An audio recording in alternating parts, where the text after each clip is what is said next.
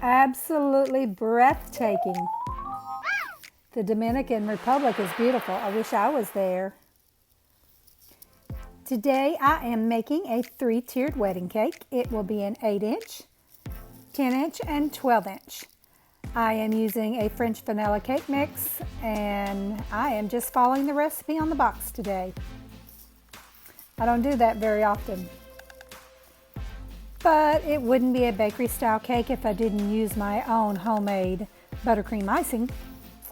So I am going to icing this cake up and let you watch me decorate it.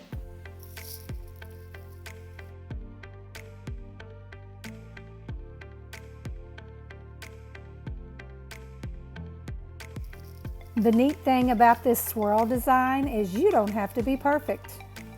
It's expected to have little small imperfections, so it's really kind of fun to do.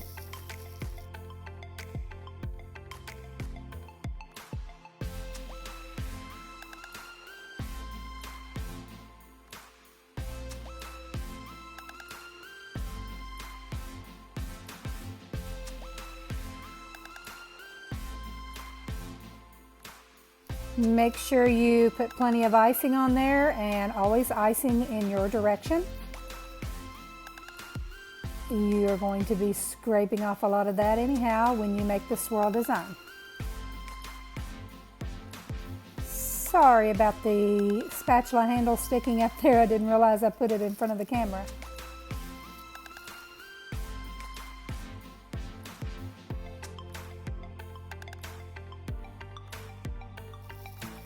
One thing that is an absolute must is that you have to have a good turntable because the swirl design would be very difficult without it.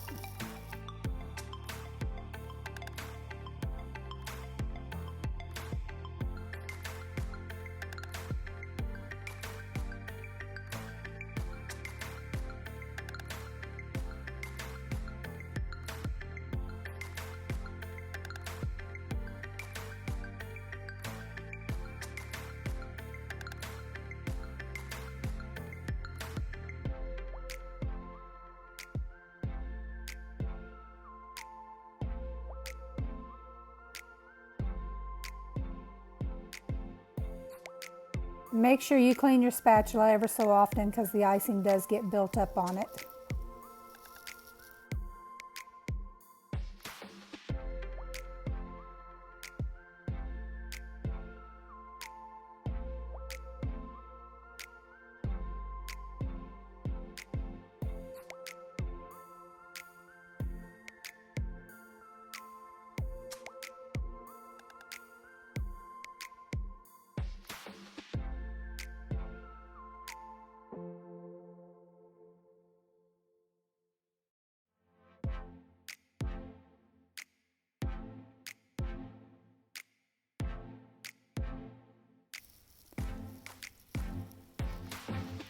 I have already placed my post in the bottom layer cake, but I want to show you how I put the plate on. I usually cut a small parchment paper circle and put it between the cake and the plate so that when you pull that plate off, it doesn't take a ton of icing off with it. And I have a little trick that makes it easier when I set up a cake. I find the best side of the cake before I put that plate on, and I make sure that the plate words are facing me, so I know that will be the front of my cake. As you can see, the posts come in a little longer size than what I need, so I do have to cut them. I have a pair of kitchen shears that work perfectly for that. Then once you get them all cut the same, you just slide them down in that cake. Put your parchment paper on there. And after you've found the best side of the cake, put your plate on there with the words facing you once again. And this one's ready to go on the box. Every single little trick that you come up with helps the setup process to go so much smoother when you get it to the wedding.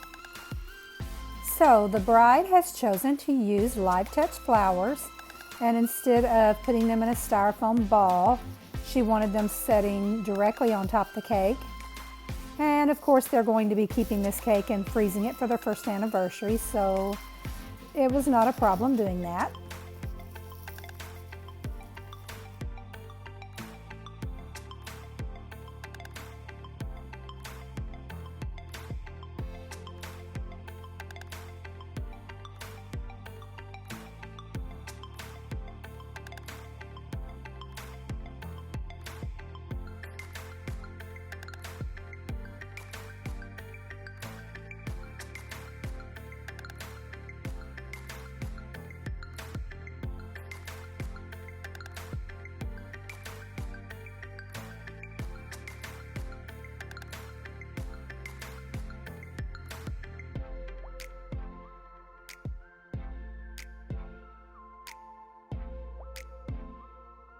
The bride and groom purchased a beautiful wooden topper with their initials on it, but the post of the topper were going to push down too far into the cake, so I used some straws to make them longer and fit those legs of the post right down in the straws and right down on the top of those flowers.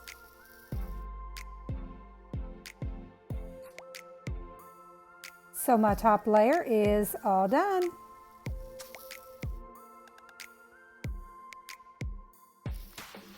When I get ready to deliver the cake, I make sure and take a few extra supplies like extra icing and my spatula and things, because you never know when something might go wrong, and I always want to be prepared.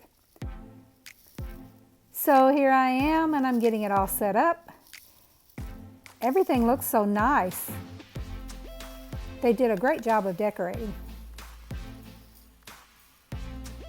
So now I'll just take each layer and set it on top of the other, and then put my border on. I think the cake turned out really nice. I did go back and take a few of the leaves off and put a few of the lighter colored leaves on, but I think it all turned out really nice. And the bride and groom had a beautiful ceremony. And then they were off on their honeymoon to the Dominican Republic. I'm so jealous. I wish I was there. If you enjoyed the video, hit the like button, subscribe to my channel, and join me in the next video. I almost forgot, turn on the notifications. Bye.